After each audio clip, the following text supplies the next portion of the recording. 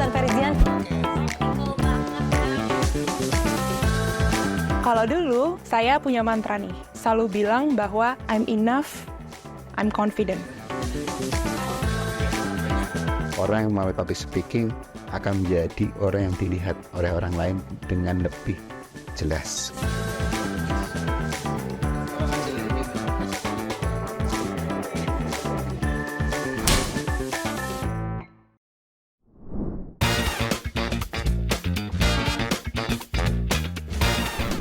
Selamat datang di Ferizian Talks episode 1. Podcast ini disponsori oleh PT SDP Indonesia Ferry Persero. Senang sekali saya Kita Karana dapat menemani Insan Ferizian di podcast kali ini, di podcast perdana ini yang akan mengupas tuntas mengenai how to be a good public speakers at the workplace ya. Tentu saja saat ini saya tidak sendiri, saya sudah ditemani oleh kedua narasumber yang sangat keren dan luar biasa. Pertama saya akan menyapa terlebih dahulu Vice President Pengelolaan SDM PT SDP Indonesia Ferry Persero, Bapak Herli Setia Wahyudi. Halo Pak Herli, apa kabar Pak? Baik Mbak Intara. Baik Pak, Alhamdulillah. Nah Pak, gimana rasanya jadi narasumber pertama di podcast perdana ini Pak? Sedikit nervous sih. Sedikit nervous tapi nggak kelihatan loh Pak. Oh iya. Udah keren berarti tadi ya, karena udah ketemu juga sama narasumber kita yang cantik ini. Ada Kak Ervira Lovienta. Halo Kak Ervira. Halo, terima kasih sudah invite ke sini.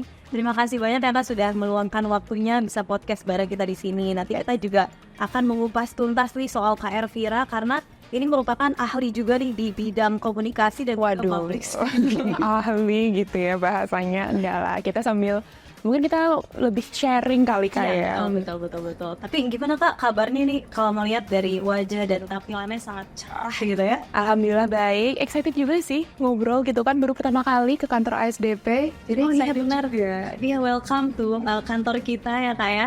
Dan mungkin kita juga mau kenal lebih dalam lagi sama dua narasumber kita ini gitu ya. Jadi mungkin kalau dari Pak Elis mungkin boleh nggak Pak diceritakan sedikit mungkin berkarir saat ini kan sudah menjadi VP di pengelolaan SDM ya. Mungkin sebelumnya itu sudah meniti karir seperti apa Pak Elis? Baik Mbak Intara. Selamat sore Mbak Fira.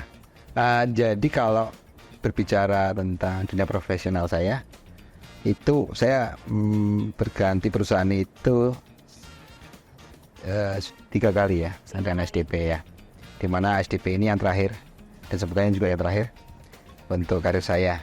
Jadi saya memang awalnya bekerja di perusahaan manufacturing yang bergerak di bidang otomotif komponen, kemudian ke dunia entertainment, Harley Davidson yang bergerak dalam jual beli itu motor Harley Davidson, tetapi di situ banyak unsur entertainmentnya. Dan yang terakhir di SDP Indonesia Ferry Persero sejak tahun 2009 sampai saat ini. Wow, luar biasa ya. Berarti sudah cukup lama juga ya Pak meniti karir di bagian SDM juga ya Pak ya? Iya, saya sejak awal dari SDM karena sebetulnya itu titik menjadi SDM-nya itu agak unik. Jadi itu malah dari tim rekrutmennya Dharma Polymetal di tempat saya pertama bekerja. Saya diarahkan lebih cocok ke dunia SR daripada marketing waktu itu. Oke, nah nanti kita juga pastinya akan dapat banyak pelajaran juga nih dari Pak Erlis ya, karena kan Bapak kan pasti udah sering ketemu juga nih sama karyawan-karyawan, sama orang-orang dari berbagai ibaratnya dari berbagai level juga dan juga tingkat jabatan ya Pak ya. Nanti kita akan tanya-tanya juga. Kalau Mbak Vera sendiri ini mungkin boleh diceritain nggak Mbak sekarang nih kesibukannya seperti apa sih saat ini? Oke, jadi mungkin selain sebagai public speaking coach, sekarang juga kebetulan aku aktif jadi communication consultant di Inago Asia Public Affairs Firm.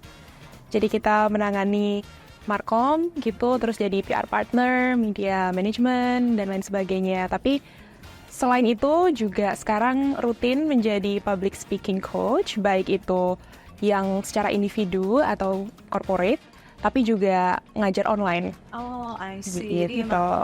Cukup padat juga ya jadwalnya ya, karena kita nemuin untuk nge-match jadwal sama Kak Ervira ini juga susah banget nih ya, kebetulan.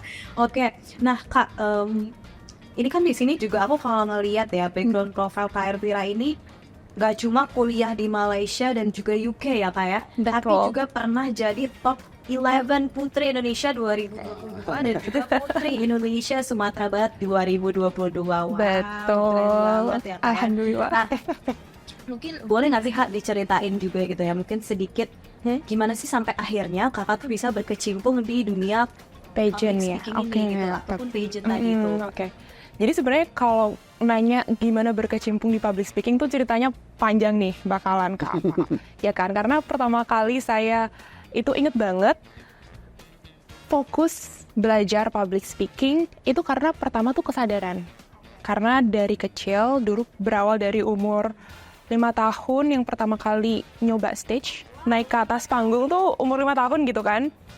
Dan ternyata di situ adalah pengalaman terburuk malahan. Pengalaman terburuk di 5 Pas tahun betul, itu. Oh, oke. pas pertama kali naik ke stage, akhirnya sadar bahwa ternyata ada kekurangan dalam diri, yaitu sebenarnya saya introvert.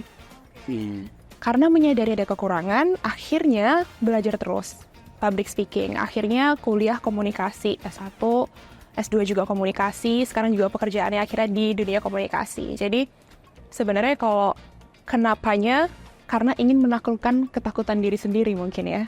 Apa Kak yang pada saat itu terjadi gitu ya, pengalaman stage yang bikin itu jadi the worst experience ever ya? Iya, mungkin ada yang pernah relate kali ya pas kita mau naik ke stage, itu awalnya kan kayak ngerasa takut. Tapi kalau saya pas waktu itu stage, naik ke atas panggung terus satu badan tuh freeze, langsung kaku gitu. Bener-bener ngelihat orang banyak, tepuk tangan gitu kan, wah heboh, langsung stuck. Ya ampun, orang semua gitu. Langsung stuck. Akhirnya waktu itu mama saya langsung naik ke stage dan dia langsung gendong saya turun. Setelah turun itu kayak ngerasanya istilahnya pengen ditelan aja sama bumi gitu kan, udah pengen ngilang gitu. Pengen hilang. Lepas langsung gitu ya? Tapi ternyata itu kalau misalnya itu merupakan saat kecil mengira bahwa itu momen yang traumatik. Wow. Ya kan? Tapi ternyata pas mulai belajar, pas mulai makin kesini gitu kan, pas mulai SMP, SMA, ternyata sadar bahwa kemampuan kita untuk komunikasi ke publik itu merupakan suatu kunci untuk kita dapat terlihat dan didengar. Jadi sadar bahwa, wah, saya harus memperbaiki diri nih. Akhirnya dari situlah ikut course gitu kan, akhirnya dari situ mulai cari-cari gitu. Seru banget ya, berarti itu semuanya ternyata nggak instan ya Kak ya, untuk bisa untuk akhirnya bisa sampai di titik sekarang ini udah bisa menjadi a good public speaker ya, mungkin kita bisa sebut juga itu karena Kak Feren ini juga merupakan coach dan juga trainer juga ya Kak ya untuk communication. Oke, luar biasa. Mungkin kalau misalkan dari Pak Erlis sendiri Pak, kalau misalkan melihat dari segi komunikasi apa ya, sebagai VP pengelolaan SDM ini apa sih Pak komunikasi yang sering dibangun seperti itu ya, apalagi khususnya mungkin untuk teman-teman yang saat ini juga sedang meniti karir gitu ya, komunikasi seperti apa sih Pak yang harus dibangun oleh teman-teman Verizian semua? Oke. Kalau menurut saya itu komunikasi yang efektif itu bagaimana seseorang itu bisa menyampaikan apa yang dia rasakan, baik itu dalam pekerjaan ya, tugas pekerjaan ataupun apapun itu. Karena kembali lagi komunikasi ini menjadi kunci bagaimana orang memahami kita dalam melakukan pekerjaan. Contohnya ketika kita ada kesulitan ataupun ada hal yang kurang tepat dalam penyampaian soal materi, tetapi kita menyampaikan, itu efeknya akan terjadi nanti ketika kita melakukan presentasi. Jadi komunikasi bisa dibangun antara informal dan formal. Ketika itu terjalin, maka itu lebih memudahkan kita untuk melakukan pekerjaan. Seperti itu. Memang tidak semua orang bisa, sekali lagi, tidak semua orang bisa mengungkapkan apa yang dirasakan. Tetapi paling tidak belajar menyampaikan itu adalah yang utama, sehingga tidak ada kebuntuan. Kembali lagi, banyak di dunia ini, dalam dunia pekerjaan itu, yang menjadi masalah adalah komunikasi. Betul, setuju ya Verizian. tadi Pak Erlis sudah singgung juga nih tentang pentingnya komunikasi. Nah, mungkin nanti kita akan gali juga lebih dalam ya. Kalau tadi udah ngomongin soal background-nya dari Kak Vira dan juga Pak Erlis, mungkin nanti kita juga tadi sudah singgung juga terkait dengan pentingnya komunikasi. Nah, nanti kita juga akan ngobrolin lebih dalam lagi tentang public speaking dan juga public speaker itu sendiri.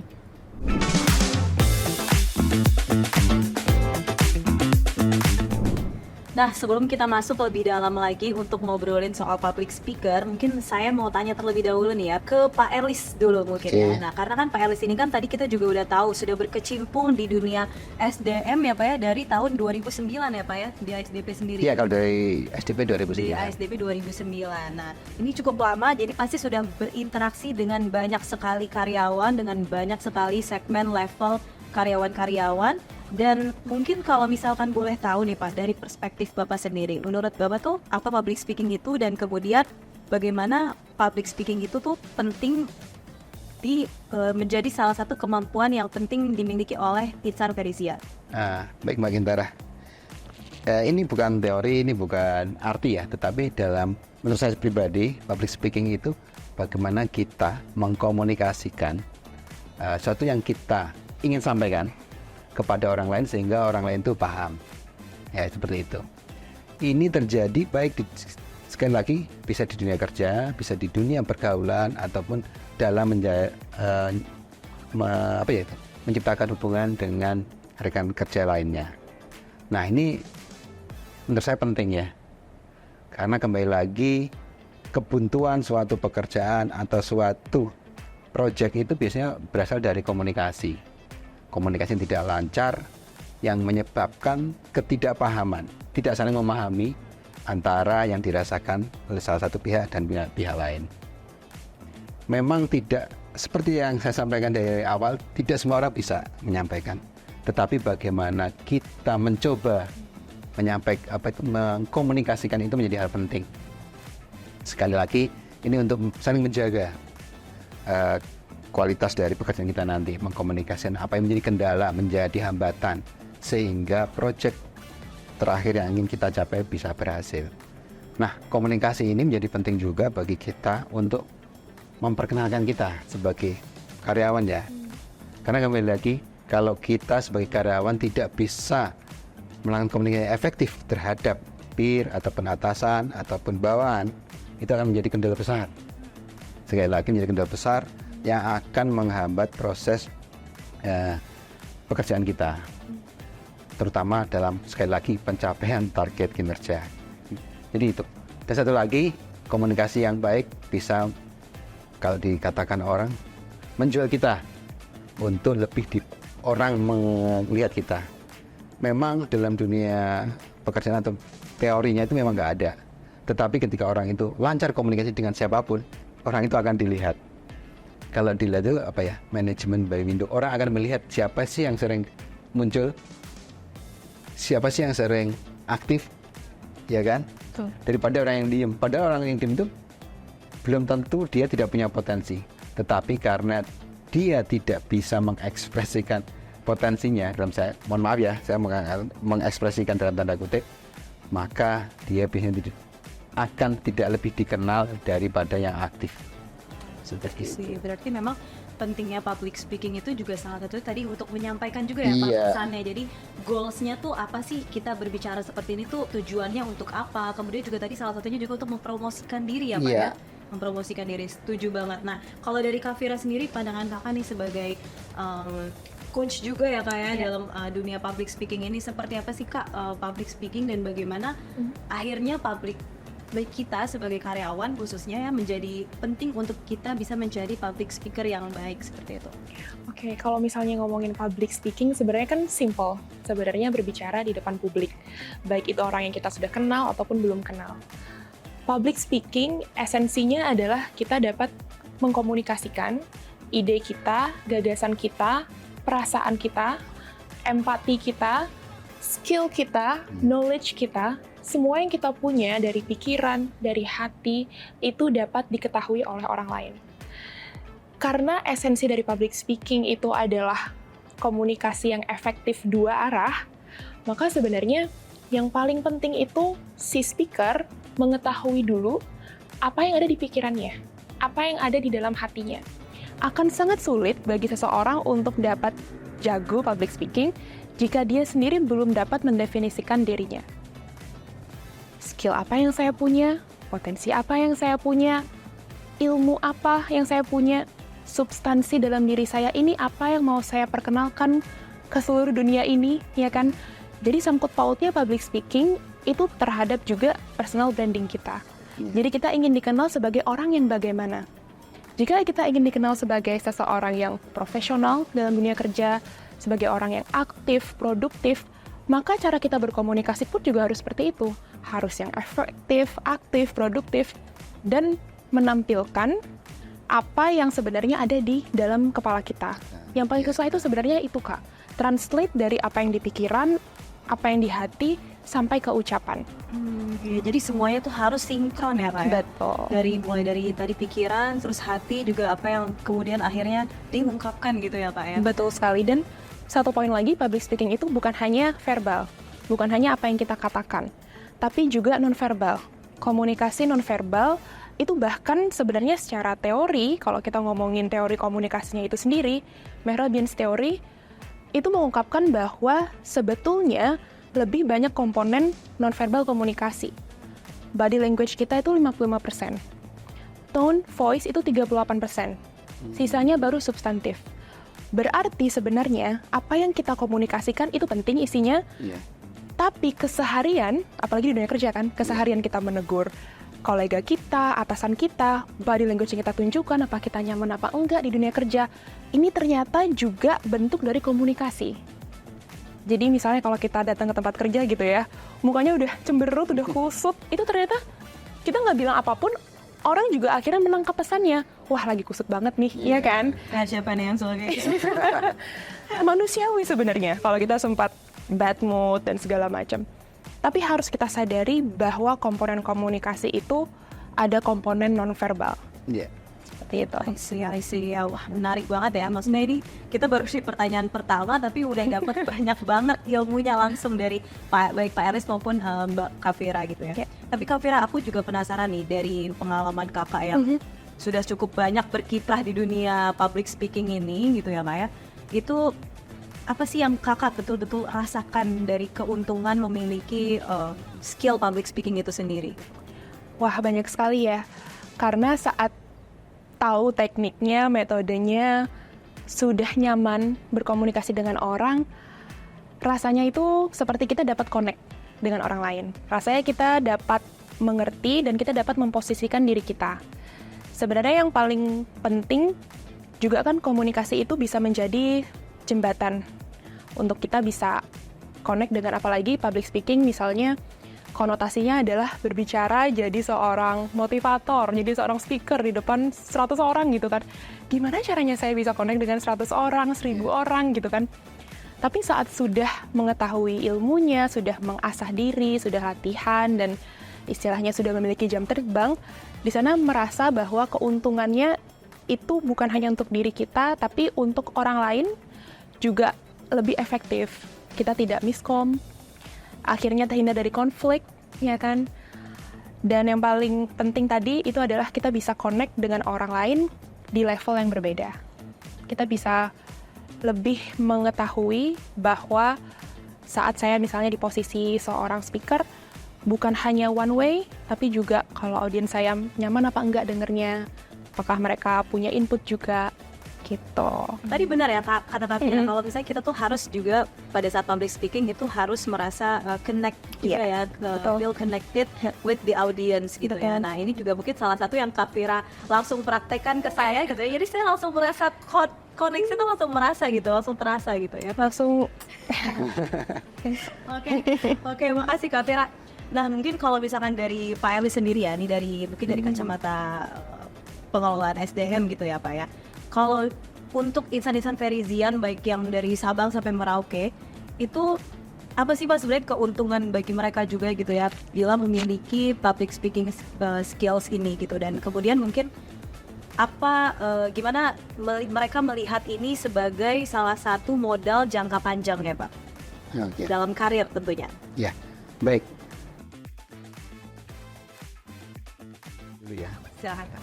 Apabila mereka, pertanyaan kan apabila mereka mau ngasih public speaking yang baik itu seperti apa? Dari individunya sendiri, pasti dia akan menjadi orang yang tadi, orang yang menarik dalam arti baik dari koleganya atau atasannya sendiri. Karena kembali lagi, ketika komunikasi itu lancar, maka dia akan bisa menyampaikan tadi yang apapun itu ya. Tadi udah lengkap jatuhnya Mbak Viera tadi ngomong apapun itu kepada orang lain. Jadi seperti tidak ada lagi batas ya, pembatas antara di atasannya mungkin dengan koleganya. Pastinya secara pribadi dia menarik, kemudian dia bisa menjalin kolaborasi dengan rekan kerjanya atasannya.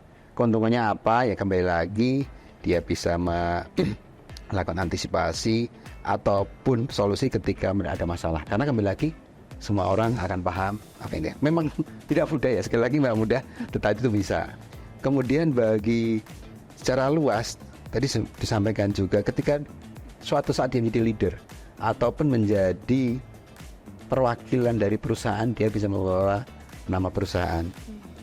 Karena kembali lagi di dunia luar itu komunikasi tidak hanya di Indonesia ya, di luar negeri dan Mbak juga kuliah di luar negeri, komunikasi itu menjadi hal pertama ya. Karena kembali lagi kalau kita misalnya studi di luar negeri ataupun mengikuti suatu pelatihan di luar negeri, pasti yang utama adalah bagaimana kita berkomunikasinya, bagaimana kita menyampaikan pendapat kita.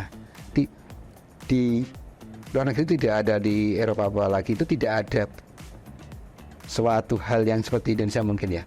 Mereka lebih membuka lebih luas bagaimana Anda menyampaikan, bagaimana ide Anda, dan mereka selalu menghormati. Jadi ketika kita bisa menyampaikan, itu menjadi nilai tambah. Dan pastinya sekali lagi orang yang melalui public speaking akan menjadi orang yang dilihat oleh orang lain dengan lebih jelas, clear, seperti itu dalam arti bagaimana dia. Tadi disampaikan Mbak Viera. Oke, berarti lebih kepada personal branding itu juga Iya, ya Pak ya. akhirnya Itu gitu. sangat membantu personal branding teman-teman semua, walaupun mungkin pekerjaannya juga bukan yang apa ya, dalam kata lain tuh pekerjaan yang mungkin seperti kalau saat teman-teman di communication gitu atau di SDM mungkin kan lebih sering berjumpa, bertemu dengan orang-orang gitu ya Pak ya. Kalau misalkan di teknik sendiri gitu Pak, itu tuh sepenting apa juga sih Pak maksudnya untuk komunikasi itu sendiri dan juga public speaking? Jangan beranggapan semua pekerjaan yang di bawah layar itu akan selalu seperti itu di kedepannya. Karena kembali lagi dunia profesional, ketika akan menjadi naik level, suatu saat dia menjadi leader. Setuju. Tidak selalu leader, oke lah, tidak leader ya, tetapi pasti dia akan ada suatu waktu dia harus menyampaikan suatu ide atau gagasan. Paling nggak tadi sudah disampaikan waktu kita ngobrol-ngobrol presentasi. Kita tidak ada waktu untuk menghindari. Itu yang selalu saya coba rasakan. Tidak ada event yang bisa kita pilih. Misalnya suatu saat kita mendampingi atasan kita atau leader kita melakukan presentasi. Tiba-tiba ada suatu hal yang membuat kita harus mewakili. Misalnya atasan kita ada kepentingan lebih mendesak atau apa. Apakah itu kita ada waktu? Oh, saya tidak siap. Oh, saya tidak mampu. Kan tidak. Kita harus siap apapun itu. Nah, itu jadi modal teman-teman, harus bisa apapun itu. Baik itu pekerjaan yang tadi dia mohon maaf di balik layar atau tidak terlihat, misalnya teknik ya atau IT. Tetapi kembali lagi itu harus disiapkan. Jangan menunggu nanti kamu akan dipromosikan 5 tahun. Belajarnya untuk public speaking 5 tahun lagi atau 1 tahun sebelum, enggak. Harus dari sekarang, karena kembali lagi waktu kita untuk tampil itu tidak bisa kita pilih sendiri, tetapi itu kadang-kadang secara alami mau tidak mau kita harus menghadapi hal tersebut. Oke, berarti memang harus mempersiapkan diri dari sekarang ya Pak ya. Khususnya untuk salah satu skill yang esensial yaitu public speaking ini. Makasih Pak Elis. Mungkin kalau dari Kak Vira sendiri gitu ya Kak, aku juga mau tahu nih kalau waktu awal-awal pertama kali terjun gitu ya jadi as a public speaker, mungkin kalau tadi kan udah cerita kalau misalnya Kak Vira waktu umur 5 tahun ya Kak ya, yang full face gitu ya. Nah, ada gak sih Kak momen yang mungkin nggak terlupakan lainnya gitu yang bisa jadi pembelajaran buat kita semua juga gitu sebagai seorang public speaker? Oke, mungkin sebelum aku ceritain momen, tadi mau nambahin sedikit ya kali ya. kalau misalnya kita nunggu momen kita harus tampil, kita Iya. presentasi, itu pasti ada di semua hidup kita. Kalaupun nggak di dunia kerja, misalnya jadi seorang bapak, pasti ntar di lamaran anaknya ngomong. Betul banget. Iya loh, iya kan? betul, Misalnya seorang ibu, kalaupun dia nggak presentasi atau leader segala macam, pasti dia akan ngomong mewakili keluarga sekali aja. Nah, itu kan pasti perlu skill public speaking juga. Jadi semuanya, bahkan ibu rumah tangga, punya UMKM, Iya, betul, semua betul. juga wajib untuk mengetahui paling enggak bagaimana saya dapat bisa mengkomunikasikan apa yang di pikiran saya. Kalau ngomongin momen nih, banyak sih sebenarnya ya. Pilih yang mana ya? Mungkin yang paling mengesankan itu sewaktu jadi Putri Indonesia. Waktu itu kita sempat ada sesi di mana kita harus tanya jawab. Jadi ada di screen itu dikasih satu pertanyaan yang menantang. Waktu itu saya mendapatkan pertanyaan tentang aborsi Oh, yang sangat sensitif juga ya masalahnya. iya. Jadi isunya sensitif. Terus saya langsung ditanya, apakah Anda setuju atau tidak setuju? Nah, ini kan jawaban yang sebenarnya harus matang dipikirkan. Cuman hanya punya waktu 30 detik untuk menjawab. Jadi itu adalah di momen akhirnya langsung mempraktekkan yang selama ini saya pelajari. Bahwa, oke, menurut saya, pendapat saya apa, lalu impact ke society itu apa. Di situ pertama kalinya saya public speaking itu ngerasa seperti keringet dingin dari ujung kepala sampai ujung kaki rasanya. Saya tuh kayak udah mau pingsan sebenarnya. Tapi akhirnya karena kembali ke esensi diri tadi bahwa tujuannya adalah untuk mengkomunikasikan, maka akhirnya mendapatkan inti poin bahwa saya di sini hanya harus berpendapat dan ada urgency. Kemarin lihat postingan Kamala Harris ditanya sama anak kecil, Madam Vice President gitu, apa tips public speaking? Terus dia jawab, bayangin kamu adalah penumpang Titanic. Kira-kira kapalnya mau tenggelam, kamu bakal bilang nggak ke penumpang lain bahwa kapalnya akan tenggelam? Pasti kamu akan bilang kan, mau nggak mau, kamu akan komunikasi ke mereka bahwa kapal ini akan tenggelam, ada urgency. Jadi tipsnya adalah, kalau kita menemukan suatu momen nggak tahu mau jawab apa, mau ngomong apa, maka pikirkanlah bahwa ini momen yang urgent. Saya harus ngomong, dan intinya itu apa. Bisa mulai dari intinya, terus kita kembangkan. Itu sih Kak, momen yang akhirnya Bagus. waktu itu saya keringetnya dari kepala sampai kaki itu kok bisa keringet tuh sampai kayak sepatu, kayak rasanya tuh jari kalau diginiin kayaknya keringet semua itu.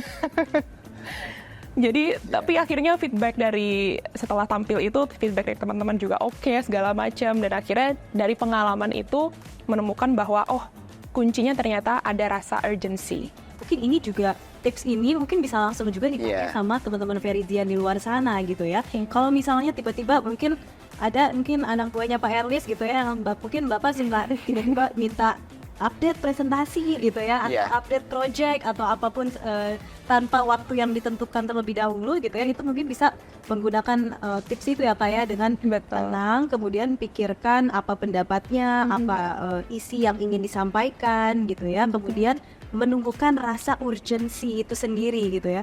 Tapi emang aku pernah dengar juga sih Kak, kalau misalkan kita ngerasa kita tuh dalam hal yang urgent gitu ya, dalam hal yang ibaratnya kepepet ya, itu tuh adrenalin kita kan akan terpacu lebih tinggi ya. Iya. Itu juga akan ngebantu kita nge-boost up, bahkan kita bisa break the limits gitu ya. Betul. Karena ada rasa urgensinya gitu. Betul sekali. Menarik banget itu Kak. Itu momen-momen public speaking dari Kak Vira ya. Nah kalau dari Pak Erlis sendiri nih Pak, momen Banyak sebetulnya ya. karena Pak, karena kan kalau pengelolaan SDM ini kan juga Iya. berarti banyak banget ya Pak, apalagi karirnya juga nggak sebentar nih Pak Erlis Iya. kan. Ada nggak Pak mungkin sedikit cerita yang Iya. bisa disampaikan? Sama sebetulnya. Kalau tadi Mbak Viera bilang introvert, sama sebetulnya sama dengan Mbak Viera. Saya juga pernah ada suatu event yang membuat saya juga freeze. Jadi waktu itu saya ikut itu pagelaran wayang orang yang diselenggarakan di alun-alun kota. Saya di kota Blitar, saya asli orang Blitar. Pas di situ, karena penontonnya banyak, ketika saya ngomong sebagai Yudhistira, saya jadi Yudhistira waktu itu, saya nge-freeze. Terus saya mau bingung mau ngomong apa, gerakan selanjutnya apa, ketawa sama yang nonton. Itu luar biasa. Sampai akhirnya ada kayak dalangnya itu ya, akhirnya nyambung komunikasinya. Dari hal tersebut agak berbeda dengan Mbak Vera. Selanjutnya adalah itu yang menjadi apa itu namanya, jalan saya ya. Jadi itu yang menghambat saya banyak hal karena ketidakpercayaan itu atau tidak bisa menguasai diri, itu yang banyak membuang banyak kesempatan. Ada suatu event lagi seleksi yang untuk akhirnya nanti dipilih pramuka lah untuk event Jambore nasional. Karena saya tidak percaya diri, saya disorakin, saya grogi, saya gagal. Ini membuat kakak saya marah dan dinasihati. Dari hal tersebut saya mulai belajar bagaimana ya supaya saya bisa seperti orang lain. Di kota kami nggak ada mungkin kayak pelatihan public speaking seperti itu. Akhirnya waktu itu saya mencoba untuk ikut banyak kegiatan. Waktu kelas 1 SMA saya ngambil langsung sekitar 12 ekstrakurikuler. Semua saya ikuti ya. Sampai akhirnya nilai saya jelek, dipanggil oleh BP. Ya BP itu yang untuk itu ya, untuk konsultasi. Akhirnya dipilih mana yang kamu. Sebenarnya itu untuk itu. Saya bagaimana sih saya bisa berkomunikasi dengan orang lain, ikut kegiatan apa ya, organisasi, bagaimana bisa mengemukakan seperti itu. Akhirnya dipilih, saya waktu itu concern ke pramuka dan koperasi. Nah di koperasi itu saya mulai belajar karena ada rapat anggota, rapat tahunan seperti itu. Sama yang sama Mbak Vera.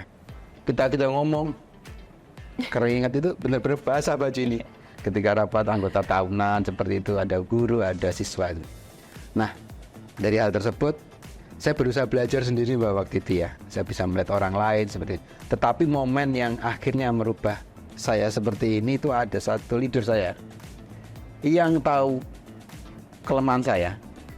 Jadi ketika presentasi tim, saya harus nomor 1. Kamu yang pertama. Kalau kamu gagal ngomong, kamu grogi, kamu tidak bisa menyampaikan, tim belakangmu kamu pasti akan berantakan dan gak akan berhasil. Jadi saya dibebanin apa? Suatu apa ya, tugas yang menurut saya itu berat. Nah dari hal tersebut, akhirnya saya coba berusaha. Udah satu lagi, yang penting apapun salah, tapi jangan selalu salah ya.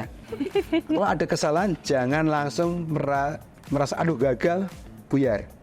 Terus saja, perbaikin sambil mengkomunikasikan. Jangan sampai itu merusak. Jadi itu kadang-kadang aduh salah ini. Terus akhirnya kita gini, jangan. Ya pede aja ngomong dulu. Itu yang ditanamkan.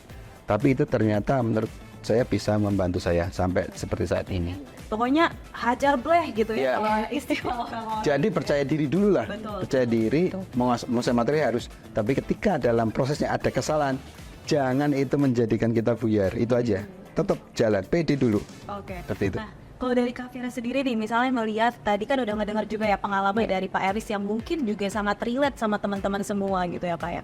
Gimana sih Kak, maksudnya cara untuk menumbuhkan rasa kepercayaan diri tadi gitu Kak, biar akhirnya mungkin teman-teman yang juga ada yang bilang kalau dirinya tuh mungkin introvert gitu ya, atau mungkin pemalu gitu ya Kak, akhirnya berani untuk maju dan juga ngomong di depan publik gitu Kak. Iya, kalau misalnya ngomongin percaya diri, itu sebenarnya kita harus kembali ke diri kita masing-masing. Setiap orang itu punya keunikannya masing-masing, punya kelebihan, punya kekurangan, dan kesadaran diri kita untuk mengetahui kekurangan dan kelebihan kita itu yang menjadi fondasinya. Kita tahu nih, misalnya saya, tahu nih kalau energinya akan habis kalau ketemu orang banyak, gitu kan. Akhirnya tahu itu merupakan suatu kelemahan yang akhirnya satu dari identifikasi, udah tahu nih caranya harus ngapain gitu kan, memulihkan energinya gimana caranya tetap good mood selalu gitu kan. Nah saat kita sudah identifikasi dari diri kita sendiri, maka yang kita lakukan nextnya adalah percaya diri itu timbul dari kebiasaan, harus memang dilakukan. Public speaking itu harus dilakukan dulu, dicoba dulu. Walaupun kesandung istilahnya, walaupun nge-freeze, walaupun kepleset, salah ngomong, orang juga tahu bahwa yang bicara juga manusia. Ya. Pasti salah. Nggak mungkin kita tuh 100% ngomong bener terus ngomongin, gitu kan. Istilahnya orang yang udah punya skrip aja bisa keselip. Apalagi kita gitu kan, ya Pak ya, langsung improv gitu. Langsung keluar semua. Nah, saat kita tahu bahwa, tadi saya salah, kalau misalnya ada waktu, kita bisa langsung bilang, maaf, maksud saya, terus tiba-tiba jatuh di atas stage, ya udah bangun lagi aja. Saya pernah kepleset gitu kan, hampir kayak kebalik gitu. Tapi akhirnya ya udah santai, bangun lagi, terus ya udah ketawa aja, lanjut lagi, move on. Orang juga tahu bahwa oh ini orang kok bisa jatuh, bisa keselip, bisa ngomongnya masih gemetar, bisa masih ngomongnya terlalu pelan, terlalu kenceng. Tapi setelah kita tahu kesalahan kita itu apa, di sana kita melakukan evaluasi. Memang harus mau dievaluasi, itu kuncinya juga. Karena terkadang kita sudah istilahnya nyaman di zona kita, saat orang ada evaluasi malah defensif. Kuncinya mau juga dievaluasi oleh orang sekitar, atau kita misalnya rekam diri kita saat tampil gitu kan. Setiap harinya, yes, kita tetap ada latihan depan kaca. Itu walaupun tidak se-efektif kita tampil di atas stage, tapi tidak semua orang memiliki kesempatan untuk public speaking selalu. Paling tidak, luangkanlah 5 menit setiap harinya untuk di depan kaca berbicara. Kalau dulu, saya punya mantra nih. Selalu bilang bahwa I'm enough, I'm confident. Saya pantas, saya cukup, saya percaya diri. Itu saya bilang dulu di depan kaca, terus akhirnya saya latihan. Latihan kadang-kadang nggak penting gitu, latihannya cuma memperkenalkan diri, terus ngomong di kaca, apa kabar, kabar baik, gitu kan. Gimana caranya biar nggak awkward ketemu orang, kayak gitu-gitu. Belajar di depan kaca, tapi setiap hari saya praktekkan. Akhirnya, kebangun yang namanya muscle memory. Akhirnya udah dengan sendirinya, kan otot kita ini punya memori juga ya, orang pada nge-gym aja kan gitu kan, teorinya muscle memory. Sama dengan public speaking. Jadi kita terapkan itu juga untuk bisa menguasai non-verbal cues. Cue dari badan kita itu kalau menghadapi orang seperti apa, senyum yang tulus tuh gimana, senyum karirnya ya kan dilatih dulu.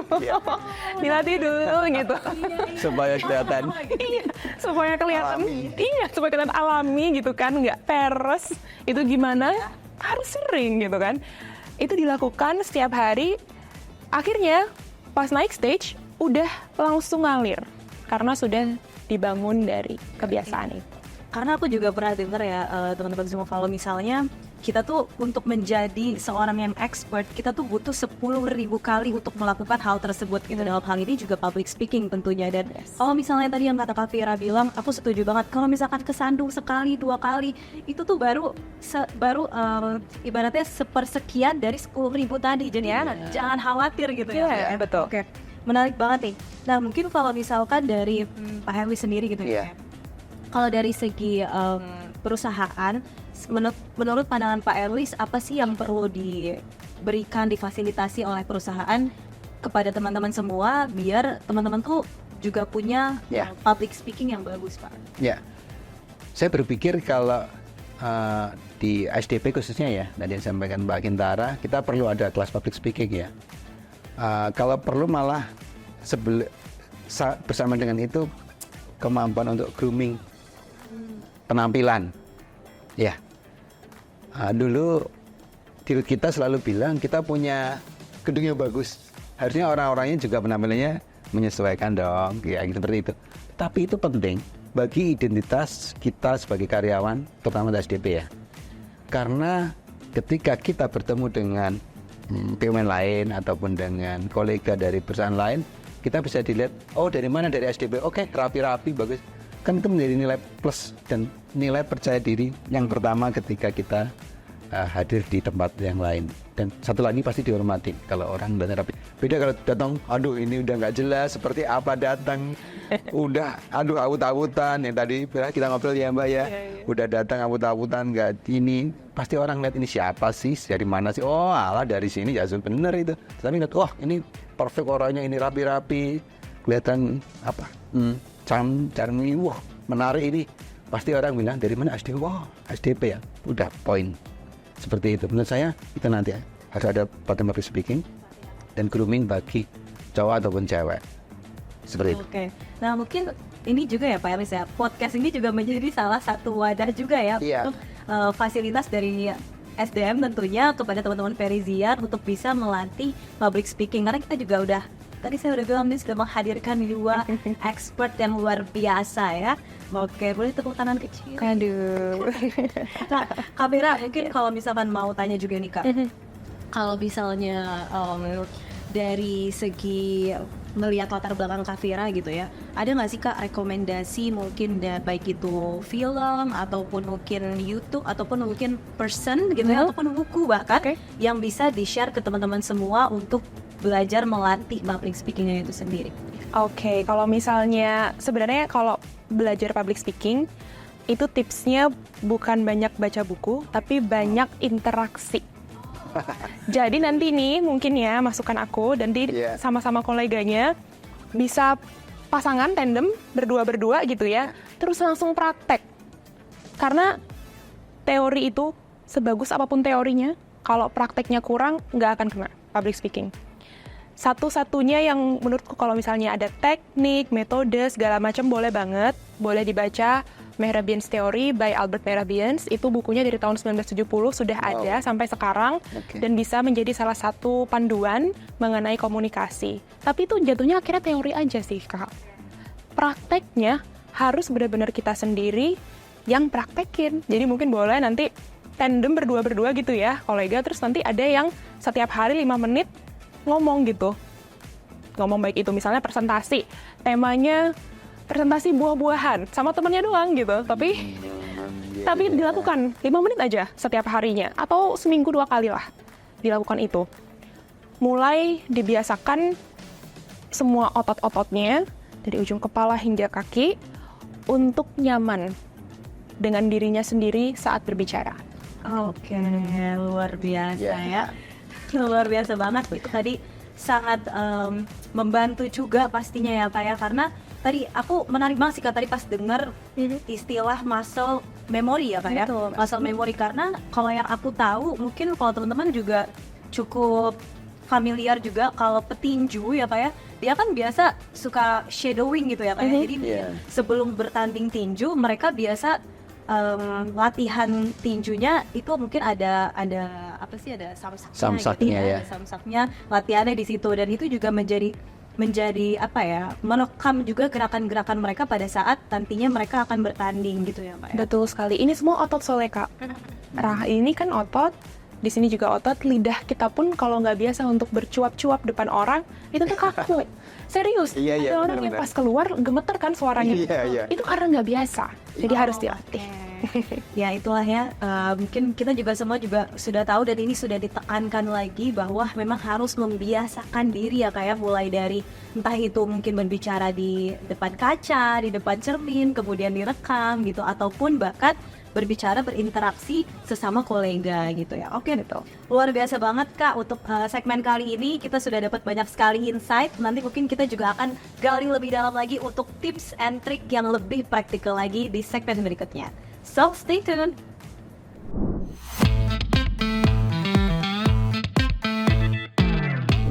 Oke, Verizian masih di Verizian Talks episode 1 on how to be a good public speakers at the workplace ya. Nah, tadi kita udah ngobrolin semua seputar public speaking dan juga gimana sih caranya jadi public speaker yang baik. Nah, tapi kali ini kita mau ngomongin lebih dalam lagi soal tips and trick yang mungkin lebih praktikal juga ya Pak Erlis dan Kak Fira ya, yang bisa betul-betul bisa langsung dipraktekkan juga sama teman-teman yang ada di rumah semua yang mendengarkan pada saat ini. Oke. Nah, mungkin aku mau tanya terlebih dahulu nih, yang pertama mungkin untuk Kak Fira gitu ya Kak. Tadi kan kalau misalkan kita udah dengar juga nih pengalaman dari Pak Erlis yang mungkin juga relate sama teman-teman semua dan bahkan Kak Fira juga pernah mengalaminya gitu ya. Kalau misalnya suatu waktu kita merasa gugup gitu ya, dan kemudian juga audiensnya itu juga menunjukkan energi yang sama gitu Kak. Jadi maksudnya ada feedback yang kurang baik juga dari audiensnya, entah itu mungkin audiensnya kurang engage sama kita karena mungkin dia tahu kita gugup gitu ya, atau memang audiensnya lagi nggak mood aja gitu Kak pada saat mendengarkan kita. Nah, itu gimana sih Kak cara membangun mood itu saat kita melakukan public speaking? Oke, jadi kita saat mau public speaking sebenarnya dimulainya bukan dari saat kita menyapa audiens, tapi dimulainya dari saat kita memasuki ruangan. Ingat bahwa kesan pertama itu menurut studi 7 detik pertama. Jadi saat kita masuk ke suatu ruangan, dalam 7 detik itu audiens kita karena kita semua kan punya insting ya. Kita masih punya animal instinct yang zaman dulu nenek moyang kita tuh pakai untuk berburu gitu kan, survival. Tapi sekarang karena kita udah nggak berburu lagi, akhirnya orang asing, orang yang baru kita kenal, kita akhirnya menjudge dia apakah ini orang berbahaya atau tidak. Itu kan sebenarnya fungsinya di situ. Tapi karena kita sudah civilized society, akhirnya digunakan untuk menentukan apakah si orang ini kredibel atau enggak. Apakah saya mau dengerin orang ini atau enggak. Istilahnya gitulah ya. Nah, kesan pertama ini, 7 detik kita masuk suatu ruangan, itu sudah harus semaksimal mungkin.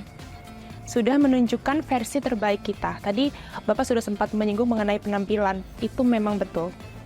Saat kita nyaman memakai apa yang kita gunakan, saat kita memberikan senyuman terbaik, maka kita menularkan good vibes istilahnya. Membangun atmosfer yang baik. Saat sudah membangun atmosfer yang baik, kita juga akhirnya menentukan mood audiens kita. Bayangin kita masuk ke ruangan, terus masuknya udah yang kayak, semuanya, pagi. Orang juga ngeliatnya nggak mood gitu kan. Pas kita masuk udah yang dengan senyum, halo selamat pagi, udah senyum, kita nggak kenal pun udah senyumin semua aja. Orang juga melihat bahwa, oh dia welcome. Gitu. Dari situ, awalannya, kita membangun mood, setting the mood untuk audiens kita, lalu kalau bisa kita interaksi dulu sebelum on stage. Kalau ini emang on stage ya, atau misalnya konteksnya adalah audiensnya banyak. Interaksi dulu, misalnya biasanya kalau ada dalam acara tuh di luar udah ada audiens kan, ada panitia, kita interaksi dulu, perkenalkan diri kita jangan kaku. Nah, hal-hal seperti ini membangun koneksi tadi. Tadi sempat di sesi pertama ya kita ngomongin tentang connection. Nah, itu kita mulai build connection. Koneksi ini yang kita akhirnya pas naik ke atas panggung atau diberikan waktu untuk berbicara saat presentasi, kita bisa maksimalkan lagi. Baik dari apa yang kita katakan atau apa yang badan kita gerakkan. Yang tadi, si body language tadi. Kalau itu dari saya. Tapi kalau misalnya audiensnya tetap istilahnya bosen gitu ya, boring, terus kayak gantung-gantung. Itu sebenarnya wajar. Karena audiens kita juga fokus span-nya tuh nggak banyak orang-orang, ya kan? Kita sebagai speaker boleh banget tuh siapin ice breaking, ya kan? Nyapa-nyapa warga, terus istilahnya saat kita langsung Q&A misalnya, langsung ditanyain audiensnya. Kalau saya di kelas biasanya langsung saya suruh praktek, suruh berdiri, suruh begini, begitu. Jadi mereka juga merasa bahwa ada yang disumbangkan dalam hal tersebut. Oke, berarti tadi tipsnya kalau misalnya ngerasa audiensnya tuh kurang engage, itu yang pertama pastikan pada saat masuk ya Kak ya, di itu tuh udah memberikan energi yang positif, energi yang baik gitu ya Kak ya, biar nanti akhirnya juga nge-feedback ke kita juga baik gitu ya. Kemudian juga tadi grooming tadi ya, itu penting banget jadi salah satunya, dan juga tadi yang gak lupa adalah membangun interaksinya itu sendiri ya Kak ya, karena ya tadi ya yang untuk attention span-nya juga sedikit gitu ya. Nah, kalau dari Pak Erli sendiri nih Pak, mungkin kan Bapak juga sudah mengalami ribuan presentasi ya Pak ya, pasti ribuan presentasi gitu ya. Nah, gimana sih Pak caranya biar tetap tenang gitu ya, walaupun mungkin atasannya mungkin agak ingin menerkam gitu ya, rasanya kayak mau menerkam kita gitu ya pada saat presentasi. Nah itu tuh gimana Pak, ada nggak tips-tipsnya? Kalau tipsnya sebetulnya tadi sudah disampaikan Mbak Viera, benar itu tadi ya, dimana kesan pertama itu ya untuk kita menguasai audiens. Kalau saya juga sama Mbak sebetulnya, tetapi saya juga terkadang nih selain penampilan kita juga, saya juga sering kalau ke lihat lokasi dulu. Seperti apa sih lokasinya, itu. Bagaimana dari posisi saya di sini, kemungkinan audiensnya seperti apa, itu yang pertama. Kemudian ketika masuk ruangan, kalau saya agak menguranginya, grogi atau menjalin komunikasi dengan audiens itu, saya biasanya nyamperin. Dari mana Pak? Kenapa? Sebetulnya itu menutupi grogi saya. Waduh, ini ada orang-orang baru nih, yang baru saya ketemu di sini. Kapasitas mereka seperti apa, kita nggak ngerti ya. Seperti itu. Yang menyapa audiens seperti itu, kemudian berada tersenyum ke semua. Kalau saya memang wajahnya tersenyum ya, sebenarnya itu untuk menutupi kadang-kadang ketidaksiapan saya itu, saya selalu senyum kepada orang siapapun itu, udah kebiasaan. Kemudian materi itu kita harus kuasai benar itu. Event itu dibuatkan oleh tim, kita harus tahu. Tadi sama disampaikan ketika skupnya audiens itu berbeda-beda ya. Pasti ada suatu saat dia, udah bosan ini. Kita harus tahu sehingga kita menyampaikan, kita bisa masuk ke ice breaking, boleh. Pertanyaan interaksi juga bisa. Saya sering itu. Bagaimana kalau di sini seperti apa sih kondisinya? Saya lempar aja misalnya ke mahasiswa yang saya sharing tentang karir gitu kan. Oh seperti ini. Apa mesti yang mungkin isunya saat ini gitu kan. Aja yang itu yang masih baju itu. Nah itu kan semua kaget. Jadi hilang ngantornya kayak gitu kan. Dan semua jadi waspada kan sebenarnya audiens itu. Seperti itu ya nanti ditanya tiba-tiba, dan biasanya kalau kita ada hadiahnya, jadi orang juga semangat. Seperti itu. Dan kalau kita menguasai materi, kita bisa ngekat kemungkinan ini nggak menarik atau mungkin sudah nggak relevan lagi disampaikan. Jadi itu yang salah satu kuncinya. Karena kalau kita hanya membaca materi saja tanpa ngerti, kita ngomong terserah lalu mau denger apa enggak. Tapi kalau kita nguasai, kita ngerti. Oh, kita cut, kita lompat aja dulu. Seperti ini kita bisa memainkan materi yang kita sampaikan. Jadi nggak terpaku gitu ya Pak ya, nggak terpaku sama tulisan yang ada di presentasi. Iya, setuju banget sih tadi. Mungkin tadi survei lapangan ya Pak ya. Survei lapangan, dicobain dulu nih panggungnya, kira-kira goyang nggak gitu, oleng nggak. Kan kalau Mbak Vera udah biasa ya. Iya. Tiba-tiba udah penuh gitu kan. Waduh. Kalau kita nggak menguasai medan kan pasti salah. Jadi kesiapan kita gitu untuk melihat, kalau tentara, saya suka tentara dan perang-perang itu biasanya ada suatu hal yang kita harus tahu medannya dulu seperti apa sehingga kita bisa menaklukkan. Oke. Nah yang menarik tadi dari Pak Erlis ini yang saya juga cukup highlight ya adalah bahwa Pak Erlis itu semakin gugup justru akan semakin mendatangi orang-orang satu persatu ya Pak ya. Which is ini luar biasa ya Kak Vera ya, karena mungkin ada juga teknik-teknik yang mungkin pada saat gugup itu dibilangnya lihatnya ke dahi audiens atau ke alis audiens gitu ya Kak ya. Tapi ini kalau Pak Erlis justru didatangi gitu ya Pak ya. Luar biasa, mungkin bisa juga jadi tips buat teman-teman semua yang mengalami hal yang serupa gitu. Oke. Selanjutnya nih, aku juga mau tanya nih, kalau Kak Vera sendiri itu ada nggak sih Kak ritual-ritual yang dilakukan gitu ya, kita ngomongin ritual nih, ritual yang dilakukan sebelum melakukan public speaking? Oke. Tadi yang pertama pastinya mengetahui materi, mengetahui substansi isinya apa, terus juga memprediksi kira-kira audiens nanya apa, kira-kira membuat jawaban, itu penting banget. Terus ritual yang kedua adalah pasti bertanya untuk audiensnya siapa. Kita harus mengetahui siapa audiens kita. Ya, betul. Background-nya apa, lalu kira-kira bahasanya seperti apa, tonalitas yang digunakan, itu akan sangat berpengaruh terhadap style yang akan kita bangun saat public speaking. Terus yang ketiga, pasti pemilihan outfit penting banget. Bukan masalah yang paling mahal atau yang paling wah, enggak, tapi yang paling nyaman. Kalau saya harus nyaman. Karena kalau nggak nyaman, itu pasti ada rasa kayak jungle gitu. Ada yang risih. Nah, jadi pasti selalu persiapin outfit yang paling nyaman. Jadi kalau misalnya ada outfit yang tiba-tiba ada benangnya keluar, itu biasanya akan mengganggu. Nah, itu diantisipasi. Jadi siapin outfitnya. Terus kalau saya siapin juga body language-nya. Jadi misalnya nih, nanti saya akan speech, akan pidato. Saya akan bertanya ke panitianya, itu mic-nya pakai apa? Itu saya siapin. Jadi saya harus berdirinya seperti apa, nanti apakah di panggung atau di hall. Saya berpindahnya banyak nggak? Karena itu juga akan mempengaruhi terhadap sepatu yang nyaman, baju yang nyaman. Nah, ini semua dapat kita antisipasi. Itu ritual saya. Terus ritual saya adalah yang mungkin sedikit rahasia gitu ya. Okay. Itu adalah memijat di sini. Itu saya di antara ini sama ini itu saya tekan keras-keras sebelum saya naik ke atas panggung. Karena kan saya ini orangnya suka banget keringetannya tuh pengen ngucur-ngucur gitu ya.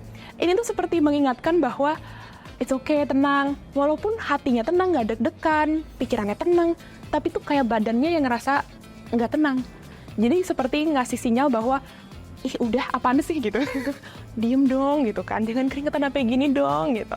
Jadi saya selalu memijat-mijat sini saya sebelum tampil, tapi jangan pas tampil.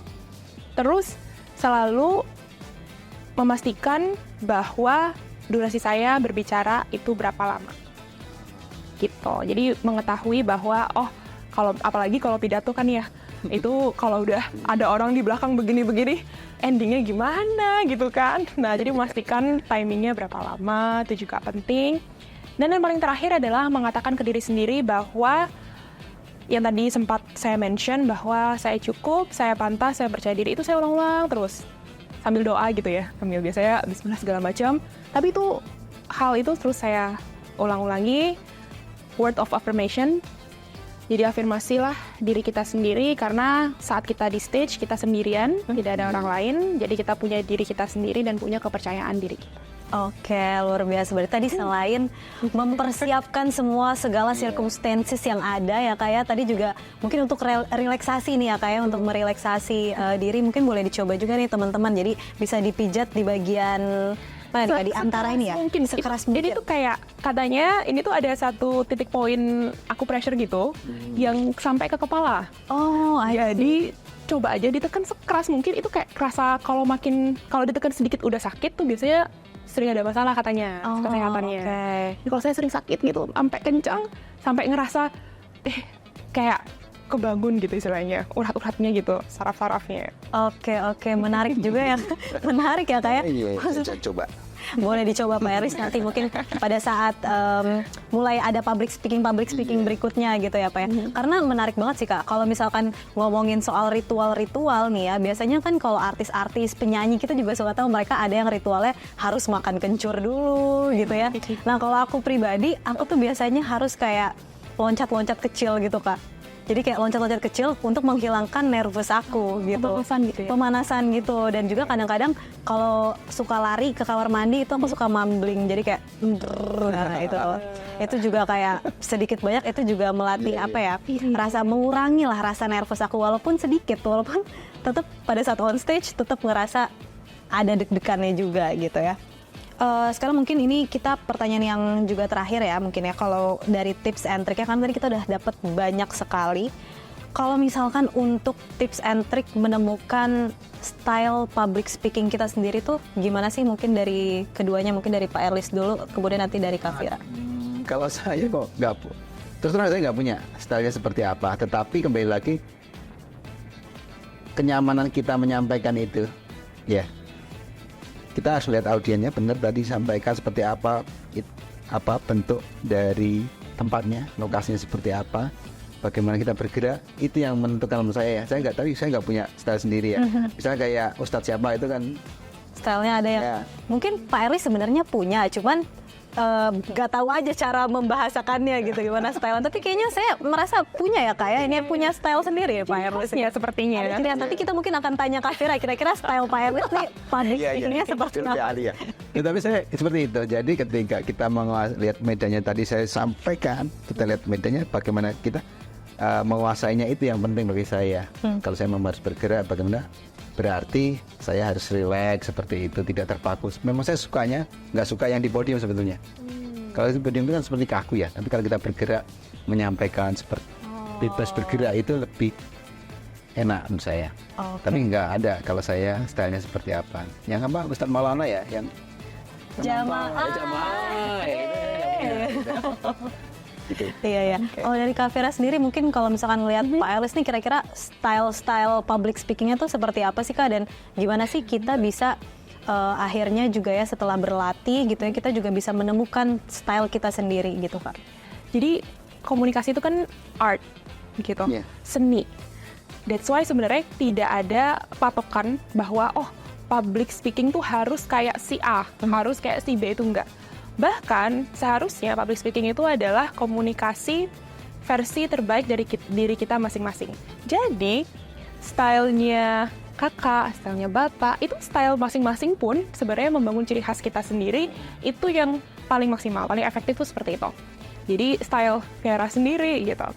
Dan saat kita mau mengetahui style kita seperti apa, itu sebenarnya menemukan kita nyamannya komunikasi gimana. Gitu. Saya nyamannya komunikasi dengan bahasa yang santai. Saya nyamannya kalau ada visualnya. Ada tuh yang orang ngomong tuh harus ada visualnya, harus ada PPT-nya. Saya itu style komunikasinya adalah style orasi. Jadi saya harus dengan semangat menggebu-gebu. Go ahead. Yang penting nyaman dan bisa menampilkan versi terbaik dari diri kita masing-masing. Kalau ditanya yang style paling efektif yang mana? Tidak ada fiksasi atau KPI harus seperti apa. KPI-nya adalah audience dapat mengerti dan dapat mengambil esensi dari komunikasi kita. Oke. Karena komunikasi itu kepentingannya bukan di kita, tapi di audiens. Yeah. Jadi saat kita menempatkan kepentingan kita di audiens, kita akhirnya berpikir bahwa apa yang bisa membuat saya komunikasi seefektif mungkin dengan audiens saya. Yeah. Jadilah versi terbaik dari diri kita dan tampil senyaman mungkin. Tampil senyaman mungkin, luar biasa ya. Luar biasa teman-teman Verizian, semuanya kita sudah mendapatkan banyak sekali insight dan juga tips dan trik yang betul-betul menurut saya bisa dipraktekkan secara langsung ya. Dan ini semoga menjadi manfaat juga, bermanfaat bagi insan Verizian semua untuk menjadi, kemudian dapat menjadi good public speakers khususnya at the workplace.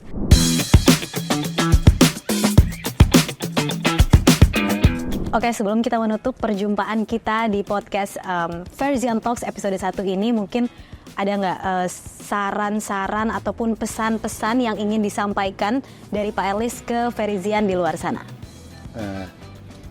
Baik, kalau dari saya ke teman-teman Verizian, yang pertama jangan pernah takut untuk mencoba, karena kembali lagi public speaking ini kan kita berkomunikasi itu kan setiap hari dan setiap ada kesempatan. Gagal ataupun kesalahan itu wajar, karena itu bisa dilatih dan bisa dilakukan improvement buat teman-teman. Yang kedua, the show must go on.